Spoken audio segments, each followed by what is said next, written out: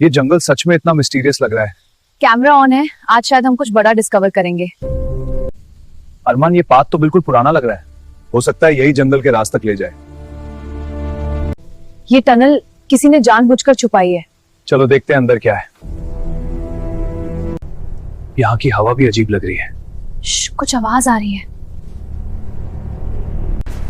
तुम लोगों को यहाँ नहीं आना चाहिए था।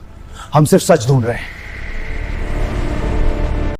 ये जंगल सिर्फ जंगल नहीं, यहाँ एक पुरानी कहानी और राज छुपा है। ये मैप, ये सब प्रूफ है। मतलब जंगल का राज सच था। तुम लोग यहाँ क्या कर रहे हो? हम डॉक्यूमेंट्री बना रहे हैं। जल्दी भागो। कैमरा पैन मत करो। ये राज डरावना नहीं, एक कहानी है। और अब दुनिया को पता चलेगा। अब लोग समझेंगे जंगल का असली राज। और ये सिर्फ शुरुआत है।